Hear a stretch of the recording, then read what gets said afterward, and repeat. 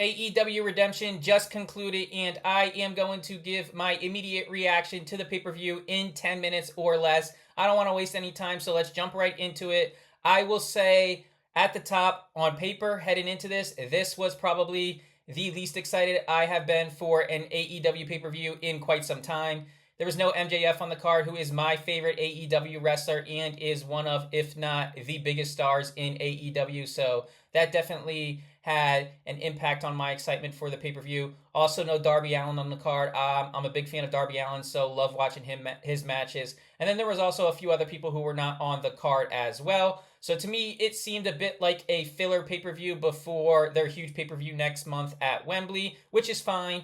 And I also thought that maybe having this not so AEW like card on paper would have made them try to over deliver. So yeah, let's get right into the first match. The first match was a 6-man ladder match, and one of the spots that stood out to me was when El Clone dove to the outside onto the Beast Mordos, and Mordos caught him and then kind of monkey flipped him onto two other people. I forget who it was, but he monkey flipped him onto two other people, and El Clone hit a double DDT, and I thought that was a real cool spot. Speedball Bailey went to the top of the rampway, did a moonsault off the top of the ladder, and then for whatever reason, Jack Perry decided he needed to do one as well, but he did it from like 3 rungs lower, so not as impressive as Speedball's was. Don't know why he had to do that right afterwards.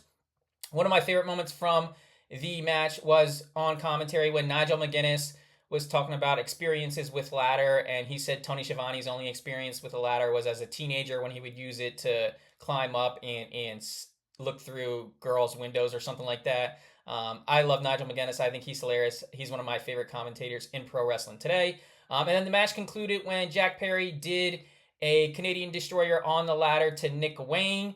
And then Speedball Bailey went to grab a ladder, and the crowd started to erupt. And this would have been the perfect time for him to climb the ladder and grab the contract. That's not what he did. He needed to get one more spot, and he put the ladder on the second rope and then had to wait for like 30 seconds till the Beast Mordos came to him, and then ended up doing his double knee spot. And then eventually he did climb the ladder and grab the contract. And this was AEW 6-man ladder match. I honestly thought it was going to be a little crazier, but it was what it was. Speedball Bailey victorious, and he'll be challenging for the AEW International title. Up next, we had the Young Bucks versus Will Ospreay and Jon Moxley. And this was at times a typical Young Bucks match, but it also was at times not so much like one. Nick Jackson was selling a head injury or concussion for a lot of the match. There were more tags in this than probably any Young Bucks match ever. The Young Bucks were victorious. And me personally, I just can't wait for Ospreay and Moxley to be done. They did take steps towards that in the main event, and we'll get to that. But Will Ospreay does not need Moxley, and I personally just want the Death Riders to be over with as a whole. They've been together for like 3 years here, and it's done nothing for me. It just makes me not interested in most of the stuff they're doing. I do think Jon Moxley with Marina Shafir, just them two together, could work, but the rest of them as a whole faction, just not for me. And I think they, other than the Don Callis family, I think they've worn out their welcome probably more than anyone. And then we moved to Kyle Fletcher and Bandito. And on paper, this was probably the match I was most excited for heading in, maybe second most to Kenny and Kevin. But this was definitely up there. It was a solid match. They started to pull me in when Bandito did the frog splash to the outside. It was unfortunate they missed the brainbuster on the turnbuckle to end the match, but solid matchup. And now we will get Kyle Fletcher versus Speedball Bailey, and I think they already announced that for Grand Slam in the first week of August. Then we move to the Dogs versus Juice Robinson and Jay White in a double chain match, and this is a match that happened. I do like how they kind of dressed in street clothes. I like when people do that for chain match here or an unsanctioned match, no hold bars match. I like when they wear street clothes. I think it adds something to it. But that's about the only thing I can really say about this match. Jay White almost he did land on his head, but he completely avoided disaster. It could have been a lot worse. And for me personally, the Dogs do absolutely nothing for me. I have no interest in them whatsoever. I don't even remember how this match finished. I do remember the Bang Bang Gang came out, but I don't remember who won this or what was the finish. So that just tells you how much it meant to me. Yeah, the Dogs, I'm just not a fan of them.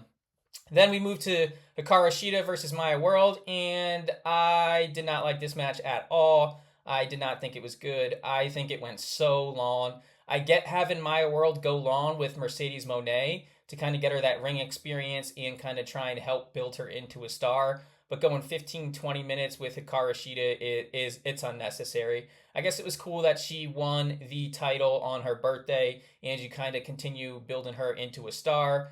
But for me, at this point in the pay per view, I was like, okay, maybe this is going to be a lackluster AEW pay per view because I believe that Dogs match and then this match are one of the worst back to back stretches in AEW pay per view history. And that might be a little bit of an overreaction just because it kind of just happened and I haven't looked into that fact. But yeah, this was not a good stretch of the pay per view for me.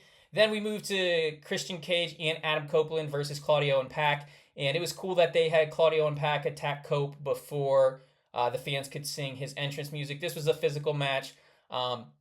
Pac hit a shooting star press on Christian where Christian got his knees up, and this looked like it hurt. There was no way this was fun for Pac.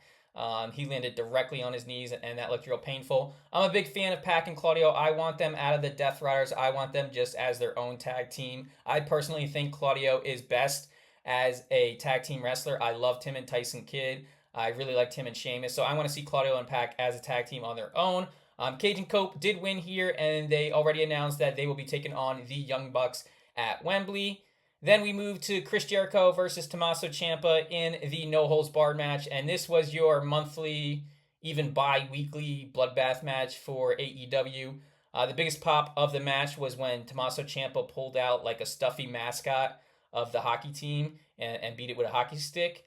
It did end with Chris Jericho drilling Tommaso Ciampa's head, so I guess that's going to be a spot they add into their hardcore matches going forward. We then moved to a backstage segment between Mick Foley. Mick Foley was interviewing Divine Dominion, and this happened. It's something you probably have to check out for yourself and see if you enjoyed or you don't. I laughed. At the end of it, Mick Foley ended up barking for Divine Dominion. I don't know if that's the best use of Mick Foley, but Mick Foley's done tons of comedy stuff in the past. But that was certainly a moment. Then we moved to Andrade versus Mark Davis, and this was just another match for me. The right man won. Andrade should have won and became the new champ. Taz in this, he made a comment of like Andrade needs to get the Velcro pants gimmick because he struggles with it. But yeah, at this point, I was just hoping that Kenny and Kevin Knight had an all-timer to kind of save this pay-per-view. We then moved to Tekla versus Willow Nightingale, and I was looking forward to this one. I like both of them, really like Willow, and over the past 3 months or so, I've become a big fan of Tekla. I thought this was a good match. I thought Tekla hit a great spear at the end, but then I absolutely hated the finish. I wish Willow would have won with an actual finish of hitting her finisher and winning rather than just a backslide. But Willow Nightingale did become champ, and now she'll take on Mercedes Moné. Then we move to the main event of Kenny Omega versus Kevin Knight, and I guess this was the best match of the night. There was one point where Tony Schiavone said something, and then he asked, like, am I right? And then Taz was like, I didn't say anything. I guess that means I'm agreeing with you. I'm not going to argue with you. Just call the match, dude. AEW commentary at times is absolutely dreadful. But at least some of the times they are entertaining, which in WWE, they're not entertaining. It's just boring throughout. So even though AEW at times can be like, man, why are we saying this stuff on commentary? At least sometimes it's entertaining. But yeah, solid matchup. Kevin Knight is the future. Hopefully Kenny Omega does have a handful of great matches left in him. Then at the end of it, Kenny Omega did win with the One-Winged Angel. And at the end of it, then we had all this aftermath. We had the Death Riders come out for... I'm sick of it, but Death Riders came out. Ospreay finally turned on them and ended the shenanigans between them. He wouldn't beat Omega with, I think it was the belt first, and then it was the plastic bag, and it was all this stuff. So then I was like, okay, we're going to babyface versus babyface, but then eventually they shook hands, and I'm like, babyface, and then Kenny Omega hits his One-Winged Angel on Will Ospreay. So we're not getting goody two-shoes Kenny. So we'll see where this goes from here. Overall, I do think this was, in my opinion, lackluster for an AEW pay-per-view. There was nothing great, in my opinion. There was nothing embarrassingly bad, which is a positive. Some good stuff, but in my opinion, it was lackluster for AEW. And yeah, those are my thoughts, and I'll see you in the next one.